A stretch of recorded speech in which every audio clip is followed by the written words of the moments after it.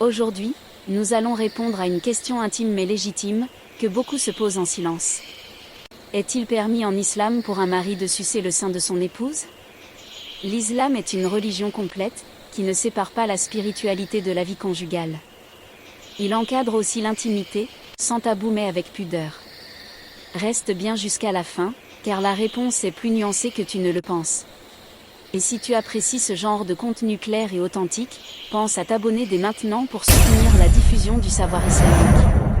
L'islam et l'intimité conjugale. L'islam reconnaît que le désir et le plaisir font partie de la nature humaine.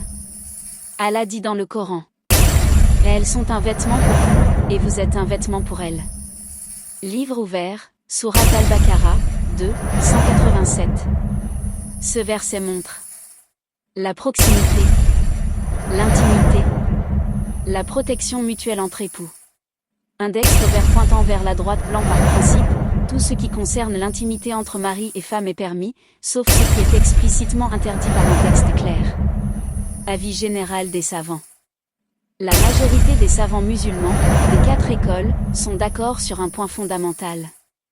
Tout type de jouissance entre époux est permis, tant qu'il n'y a pas de texte interdisant clairement l'acte, de nuisance, ou de transgression d'une limite connue.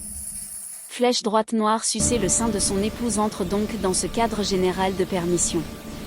Il n'existe aucun verset du Coran ni hadith authentique qui interdit explicitement cet acte entre époux. Punaise, si tu apprécies cette approche basée sur les sources et non sur les émotions, n'oublie pas de t'abonner. La question du lait maternel. C'est ici que certains musulmans ont des doutes. Question fréquente. Est-ce que cela crée un lien d'allaitement, Ra? Livre ouvert, réponse des savants. L'allaitement qui crée un lien de mahram concerne l'enfance, pas l'âge adulte.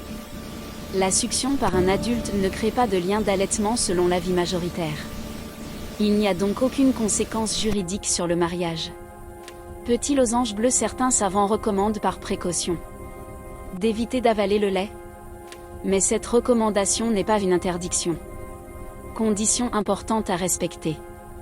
Même si l'acte est permis, l'islam pose des principes éthiques.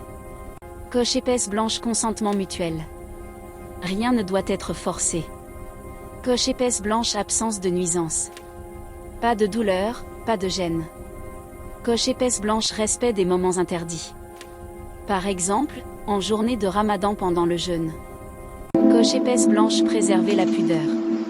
Ce qui se passe entre époux reste privé. L'islam ne promeut pas la vulgarité, mais l'harmonie conjugale. Message spirituel. Le prophète n'a jamais condamné la tendresse entre époux. Au contraire, il a encouragé l'affection, la douceur et la satisfaction mutuelle. Une intimité saine renforce le mariage, la tranquillité du foyer et protège contre le haram. Punaise, si tu veux plus de contenu qui allie foi, équilibre et réalité du quotidien, abonne-toi et active la cloche. En résumé, oui, c'est permis en islam entre mari et femme. Il n'y a aucune interdiction claire. Cela doit se faire avec respect, consentement et pudeur. L'islam est une religion de sagesse, pas de frustration. Personne avec les mains jointes, que Allah nous accorde une compréhension juste de notre religion et des foyers remplis de paix. Étincelle, si cette vidéo t'a aidé, like, partage et abonne-toi pour soutenir un contenu islamique authentique et bénéfique. Assalamu alaikum wa rahmatullah wa barakatuh.